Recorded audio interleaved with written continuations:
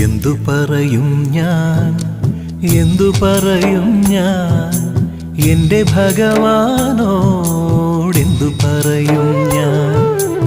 ഒന്നും പറയാതെ ഒക്കെയറിഞ്ഞോളും നിൻ പരിതാപങ്ങൾ ഒക്കെയും തീർന്നോളും. എന്തു ചോദിക്കും ഞാൻ, എന്തു ചോദിക്കും ഞാൻ, എൻ്റെ ഭഗവാനോടെന്തു ചോദിക്കും ഞാൻ.